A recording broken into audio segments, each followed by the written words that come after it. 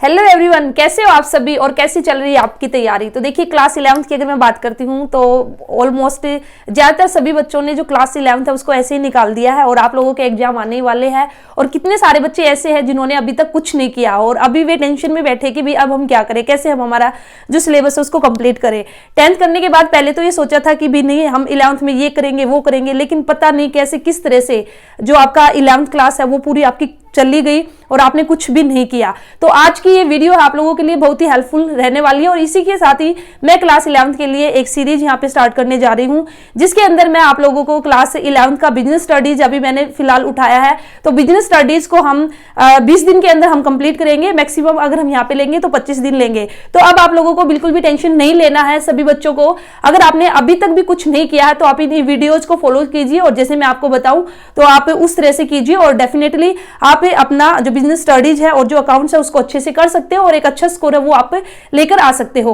तो मैं आपको 20 दिन के अंदर कोशिश रहेगी कि 20 दिन के अंदर, तो ज्यादा से ज्यादा हम लेंगे तो 25 दिन ले लेंगे। तो 25 दिन के अंदर मैं आपको आपकी जो बिजनेस स्टडीज है ये आपको मैं कंप्लीट करा दूंगी, ठीक है। और ज्यादा टाइम हम नहीं लेंगे। आपको जस्ट क्या करना है, जो मैं आपको कराऊंगी ये वीडियोज आपको देखनी है और ये देखने के बाद जो भी आपके पास आपकी जो भी बुक है उसमें से आपको रीडिंग लेनी है। इससे आप जो अपना सिलेबस है उसको अच्छे से कंप्लीट कर पाओगे। तो अभी मैंने बिजनेस स्टडीज के बारे में सोचा है कि भी पहले बिजनेस स्टडीज है इसको मैं कराने जा रही हूँ। अगर आप चाहते हो तो आप मुझे कमेंट सेक्शन में जरूर बताना। सेम सीरीज में आपके लिए अकाउंट्स के लिए भी लेके आ सकती हूँ, लेकिन उसके लिए आपको मुझे कमेंट करना होगा। तो अगर आप कहोगे तो फिर हम अकाउंट्स को भी 20-25 दिन के अंदर ही हम क्या कर लेंगे, कंप्लीट हम अपनी कर लेंगे, ठीक है। क्योंकि देखिए फरवरी में आप लोगों के एग्जाम स्टार्ट है, कुछ बच्चों के और कुछ के मार्च में भी हो सकते हैं। तो अभी भी आप लोगों के पास एक महीना में मान के चलती हूँ, एक महीना अभी भी है।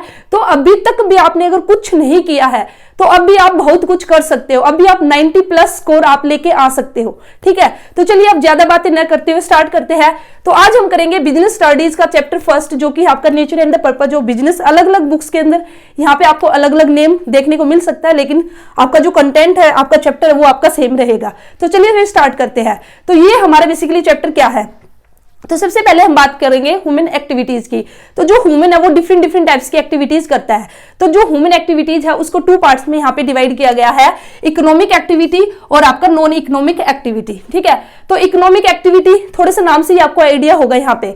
तो इकोनॉमिक एक्टिविटी बेसिकली हम क्यों करते हैं, पैसा अर्न करने के लिए, मनी अर्न करने के लिए, या फिर हमारी जो लाइवलीहुड है, अपनी आजीविका है उसको कमाने के लिए हम जो भी एक्टिविटी करते हैं तो उसको हम क्या बोलते हैं, इकोनॉमिक एक्टिविटी, ठीक है। इसी तरह से नॉन इकोनॉमिक एक्टिविटी वे एक्टिविटी जो हम लव, एम्पैथी, ठीक है, सिंपैथी, अफेक्शन के लिए जो हम करते हैं उसको हम क्या कहेंगे, नॉन इकोनॉमिक एक्टिविटी। तो नॉन इकोनॉमिक एक्टिविटी के अंदर हमारा जो एम है वो मनी अर्न करना नहीं होगा, पैसा कमाना नहीं होगा। तो देखिए अगर मैं इकोनॉमिक एक्टिविटी की बात करती हूं तो भी हम इकोनॉमिक एक्टिविटी है, हम जो पैसा है वो हम कैसे कैसे कमा सकते हैं। या तो भी मैं अपना कोई बिजनेस स्टार्ट कर लूंगी, ठीक है। अगर मैंने बिजनेस स्टार्ट करके मैं क्या कर सकती हूँ भी, पैसा अर्न कर सकती हूँ। या फिर मैं क्या करूंगी भी, अगर मैंने कोई बिजनेस स्टार्ट नहीं किया तो मैंने कोई कोर्स कर लिया, ठीक है, किसी भी प्रोफेशन में मैं चली गई तो वहां से मैं पैसा अर्न कर लूंगी। या फिर मेरे पास तीसरा ऑप्शन क्या है कि भी मैं किसी डिपार्टमेंट में जाऊं, ठीक है, कहीं पे जाऊं और वहां पे किसी के अंडर मैं जॉब करूं और मैं जॉब करूंगी तो भी वहां से भी मैं क्या कर सकती हूँ, पैसा अर्न कर सकती हूँ। तो जैसे कि अब मैंने क्या कहा कि इकोनॉमिक एक्टिविटी है उसमें हमें 3 तरह से जो पैसा है हम अर्न कर सकते हैं। ये अपनी जो आजीविका है, लाइवलीहुड है, उसको हम अर्न कर सकते हैं। या तो हम बिजनेस करेंगे या फिर हम प्रोफेशन करेंगे या फिर एम्प्लॉयमेंट में हम जाएंगे। तो इकोनॉमिक एक्टिविटीज को फर्दर आपका 3 पार्ट्स में डिवाइड किया है, बिजनेस, प्रोफेशन और एम्प्लॉयमेंट। अगर मैं बिजनेस करूंगी तो वहां से मुझे क्या मिलेगा, प्रॉफिट मिलेगा। अगर मैं प्रोफेशन में जाऊंगी तो प्रोफेशन में कैसे कि भाई अगर मैं डॉक्टर बन गई, ठीक है, तो डॉक्टर बनने के बाद डॉक्टर बेसिकली क्या चार्ज करता है, तो डॉक्टर हमसे क्या लेगा, फीस लेगा। या फिर लॉयर है या फिर चार्टर्ड अकाउंटेंट है। और इसी तरह से एम्प्लॉयमेंट का मतलब क्या है कि भी मैं बैंक में गई, बैंक में जाके मैंने जॉब स्टार्ट की, किसी कंपनीज में मैं गई, वहां पे मैंने नौकरी करनी स्टार्ट कर दी, तो उसके बदले मुझे क्या मिलेगा, या तो मुझे सैलरी मिलेगी या फिर वेजेज मिलेगी। ये सारे के सारी जो एक्टिविटी मैंने की है कहीं ना कहीं इससे मैंने क्या किया, जो पैसा उसको मैंने अर्न किया है। वहीं पर नॉन इकोनॉमिक एक्टिविटी की बात करती हूँ। अब हमारी मम्मी है, हमारे लिए डेली खाना बनाती है, क्या भी मम्मी को हम खाना बनाने के बदले में हम कुछ देते हैं, क्या मम्मी उससे कुछ पैसा अर्न करती है, नहीं ना। तो वो बेसिकली किसके अंदर आएगा, नॉन इकोनॉमिक एक्टिविटी के अंदर आएगा। एक टीचर है, ठीक है, एक टीचर है, अगर वो स्कूल में टीच करेगा, तो वह कौन सी एक्टिविटी कहलाएगी, इकोनॉमिक एक्टिविटी, क्योंकि स्कूल में उसने टीच किया तो उसके बदले उसको सैलरी मिली। लेकिन अगर वही टीचर घर पर अपने बच्चे को पढ़ा रहा है तो भाई क्या फिर वह आपकी इकोनॉमिक एक्टिविटी होगी? जी नहीं, ठीक है। वो अपने बच्चे को से पैसा थोड़ी ना लेगा, तो वो हमारी क्या कहलाएगी? Non economic activity. तो ये होगा हमारा इकोनॉमिक और नॉन इकोनॉमिक। तो जो हमारा मेन है बिजनेस, तो बिजनेस मैंने आपको बता ही दिया। अब बिजनेस में बेसिकली हमारा क्या है? बिजनेस हमारा जो ड्राइव हुआ है, ये वर्ड है जो आपका बीइंग बिजी। बिजनेस का बेसिकली मीनिंग क्या है? कि भी बिजी रहना। तो बिजनेस आपका बेसिकली क्या है? Business refers to an occupation, एक ऐसा व्यवसाय है, एक ऐसा ऑक्यूपेशन है in which people regularly engage. तो ये रेगुलरली है, ठीक है। इसको मैंने अंडरलाइन किया है क्योंकि इसकी इंपॉर्टेंस है। इसलिए क्या बिजनेस का मतलब है एक ऐसा ऑक्यूपेशन जिसमें पीपल रेगुलर बेस पर इंगेज होंगे इन द एक्टिविटीज। कुछ एक्टिविटीज होंगी जिसमें वे क्या होंगे? रेगुलर एंगेज रहेंगे। वे एक्टिविटीज हमारी किससे रिलेटेड होगी? चाहे वो परचेज करेंगे या फिर प्रोडक्शन करेंगे या फिर सेल होगा गुड्स एंड सर्विसेज का, with the view to earn profit. तो ये भी आपका इंपॉर्टेंट है, टू अर्न प्रॉफिट। तो यहाँ पे बेसिकली बिजनेस का मतलब क्या निकल के आया? कि बिजनेस आपका एक ऐसा ऑक्यूपेशन है जिसमें जो लोग हैं वे एक रेगुलर बेस पे कुछ एक्टिविटीज है जिनमें इन्वॉल्व होंगे और उनका मेन पर्पज क्या होगा? प्रॉफिट अर्न करना। तो यहाँ पे रेगुलर मैंने क्यों कहा? रेगुलर का मतलब है कि भाई ऐसा नहीं है कि बिजनेस आपका एक वन टाइम ट्रांजेक्शन है कि भाई आपने कोई भी एक ट्रांजेक्शन किया आप उसको बिजनेस बोल दोगे। जी नहीं, मेरे पास फोन था, मेरा मोबाइल फोन था, पुराना था, तो मैंने उसको बेच दिया। उसको बेचने से मुझे प्रॉफिट हुआ, तो ये मैंने सिर्फ एक ही बार बेचा, ठीक है। ऐसा नहीं है कि भाई मैं अगले दिन फिर से बेचूंगी या बार बार मैं जो मेरे पुराना फोन है उसको बेचती रहूंगी। जी नहीं, मैंने वन टाइम ट्रांजेक्शन की और उससे मुझे प्रॉफिट हुआ, तो उसको मैं बिजनेस नहीं कहूंगी। लेकिन अगर मैं रेगुलर बेस पे ऐसा करती हूँ कि भाई मैं जो पुराने फोन है उनको खरीदती हूँ और फिर उनको बेचती हूँ, रेगुलरली अगर मैं ऐसा करती हूँ, तो फिर वो मेरा क्या कहलाएगा? वो मेरा कहलाएगा बिजनेस, ठीक है। तो बिजनेस के लिए मस्ट है क्या? कि भी आप जो भी एक्टिविटी करोगे वो आपको रेगुलर बेस पे करनी होगी, रेगुलरली आपको करनी होगी, और आपका मेन एम क्या होगा? आपका एम होगा प्रॉफिट अर्न करना, ठीक है। अगर आपका एम प्रॉफिट अर्न करना नहीं है तो फिर वह आपका बिजनेस नहीं है, क्योंकि फिर वो आपका इकोनॉमिक एक्टिविटी ही नहीं होगा, वो आपका क्या कहलाएगा? नॉन इकोनॉमिक एक्टिविटी हो जाएगा, अगर आपका जो एम है वो प्रॉफिट अर्न करना नहीं है। उम्मीद करती हूँ आप लोगों को समझ में आ रहा है, ठीक है। तो अब देखिए, अगर आपने डेफिनेशन कर ली ना बिजनेस की, अगर आपने डेफिनेशन कर ली तो समझ लीजिए आपने कैरेक्टरिस्टिक्स भी कर लिए। जो डेफिनेशन है उसी में से आप लोगों के जो कैरेक्टरिस्टिक्स है वो निकल के आए हैं। कैसे? सबसे पहले हमने क्या कहा कि भी बिजनेस क्या है? इकोनॉमिक एक्टिविटी है। तो फर्स्ट कैरेक्टरिस्टिक्स आपकी क्या बन गई? Business is an economic activity. अभी मैंने आपको बताया इकोनॉमिक एक्टिविटी का मतलब क्या है? वे एक्टिविटी जो हम क्यों करते हैं? टू अर्न मनी और टू अर्न लाइवलीहुड। तो हमारा मेन पर्पज क्या है बिजनेस करने का? जो मनी है उसको अर्न करना, ठीक है। सेकंड हमारा क्या है? बिजनेस के अंदर हमारा क्या होगा? कुछ ना कुछ गुड्स या सर्विसेज। अभी डेफिनेशन में हमने बात की थी कि भाई हम यहाँ पे क्या करेंगे? जो गुड्स एंड सर्विसेज है उसको हम सेल करेंगे, उसका प्रोडक्शन करेंगे या उसको परचेज करेंगे। तो इसलिए सेकंड हमारी क्या निकल के आई characteristics? Exchange of goods and the services. Business का मतलब क्या? कि बिजनेस के अंदर हमारा जिस चीज का भी हमारा बिजनेस है, चाहे वो गुड्स का या फिर सर्विसेज का है, तो उसका हमारा बेसिकली क्या होगा? एक्सचेंज होगा। तो थर्ड अब हमारी कैरेक्टरिस्टिक्स क्या निकली? प्रोडक्शन और प्रोक्यूरमेंट, ठीक है। प्रोडक्शन और प्रोक्यूरमेंट। प्रोडक्शन का मतलब क्या है? मैन्युफैक्चर करना। कि भाई या तो आप क्या कर सकते हो, खुद आप उस जिस भी गुड्स में आप डील करोगे उस गुड्स को खुद बनाइए, बनाकर उसको बेचिए, या फिर आप प्रोक्यूरमेंट कर सकते हो। प्रोक्यूरमेंट का मतलब क्या? कि भाई आप बना बनाया माल लेके आए, उसमें आपने अपना मार्जिन सेट किया, अपना प्रॉफिट ऐड किया और फिर उसको आपने सेल आउट कर दिया। तो बिजनेस बेसिकली क्या है? बिजनेस में हमारा क्या होगा? या तो हम प्रोडक्शन करेंगे या फिर प्रोक्यूरमेंट करेंगे गुड्स एंड सर्विसेज का। तो थर्ड कैरेक्टरिस्टिक्स है। फोर्थ हमारी क्या है? Dealing in the goods and the services on the regular basis. ये मैंने अभी आपको बताया था कि भाई बिजनेस हम तभी कहेंगे जब हम रेगुलर बेस पे जो भी गुड्स है या सर्विसेज है उसमें अगर हम डील करेंगे। तो one time transaction is not called business, ठीक है। एक टाइम आपने कोई भी ट्रांजेक्शन की, आपने साफ सफाई की अपने घर में, दिवाली की बोल सकते हैं, दिवाली की साफ सफाई की और कुछ कुछ आइटम आपके निकले, आपने उनको सेल आउट कर दिया, तो अब उसको सेल आउट करने से आपको प्रॉफिट हुआ। अब ये थोड़ी ना कि भाई आप हर रोज उसको सेल आउट कर रहे हो, जी नहीं। तो वो आपकी क्या हुई? One time transaction. आप रेगुलर बेस पे आपने ऐसा नहीं किया, तो इसलिए वो आपका बिजनेस नहीं कहलाएगा। उसके लिए आपको डील करना पड़ेगा गुड्स एंड सर्विसेज में रेगुलर बेस पे। फिफ्थ हमारे क्या? Profit earning. अभी हमने बात की थी कि भाई जो बिजनेस हमने स्टार्ट किया तो हमारा मेन जो मोटिव हमारा क्या है, प्रॉफिट अर्न करना। तो ये भी हमारा क्या हो जाएगा, कैरेक्टरिस्टिक्स। देखिए सारे के सारे कैरेक्टरिस्टिक्स है ना आपकी डेफिनेशन में से ही निकल के आए हैं।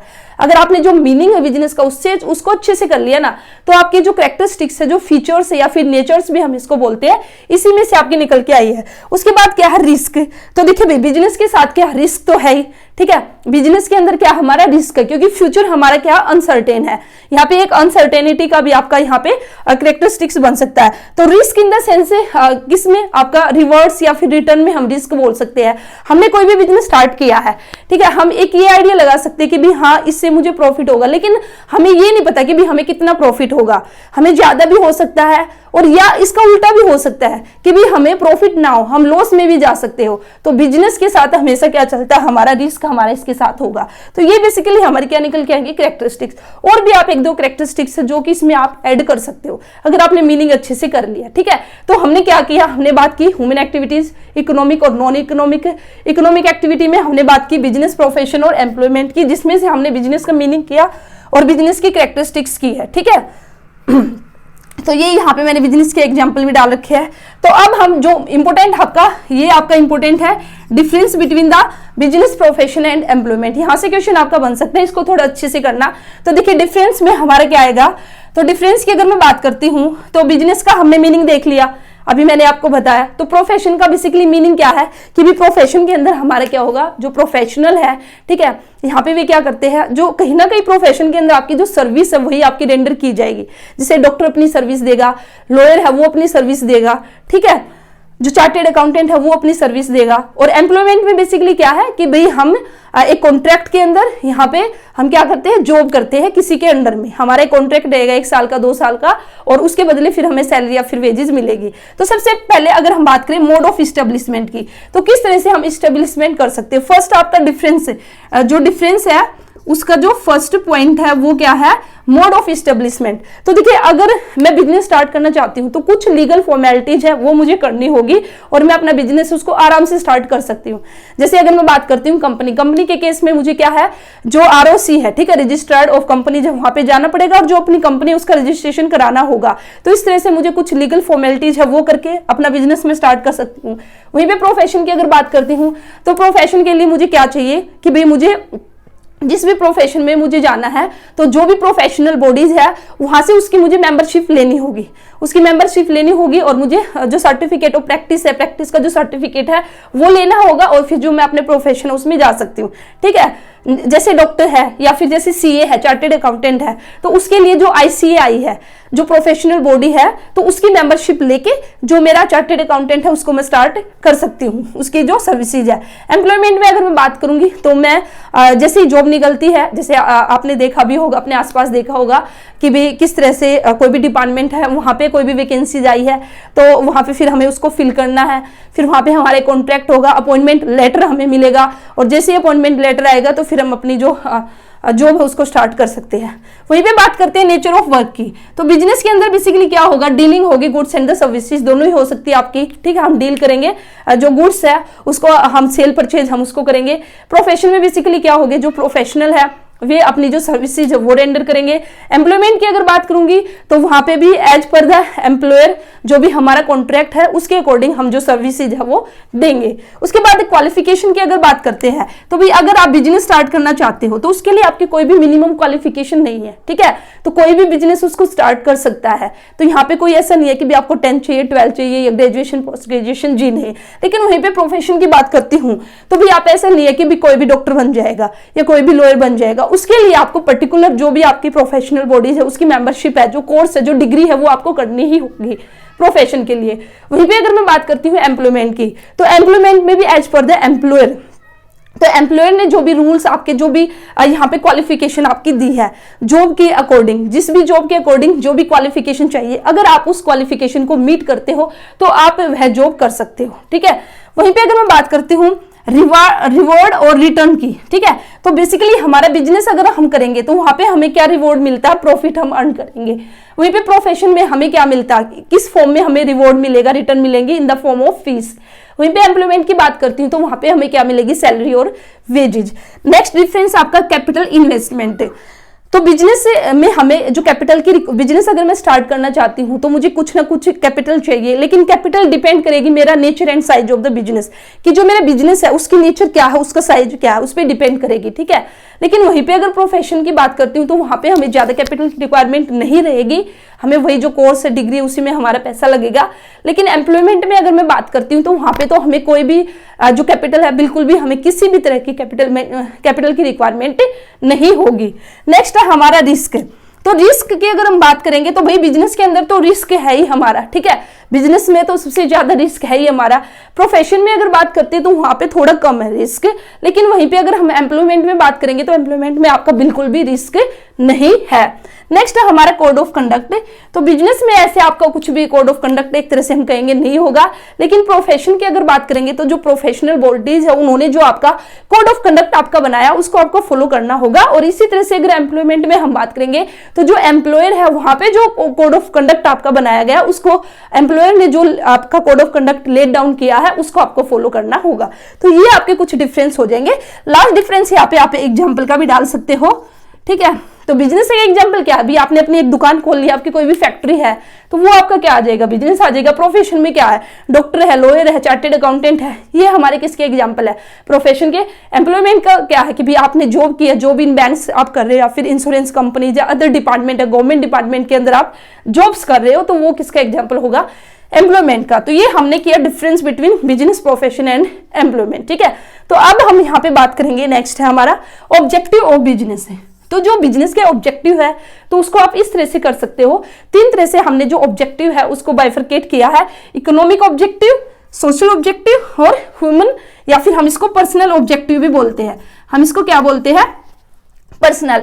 इकोनॉमिक ऑब्जेक्टिव की अगर बात करूंगी तो इकोनॉमिक ऑब्जेक्टिव के अंदर आपको याद रखना है जो बिजनेस का इकोनॉमिक ऑब्जेक्टिव है उसमें क्या क्या आएगा, सर्वाइवल, प्रॉफिट और ग्रोथ। तो फर्स्ट जो ऑब्जेक्टिव होगा एक बिजनेस का, जो इकोनॉमिक ऑब्जेक्टिव होगा वो क्या होगा, सर्वाइव करना।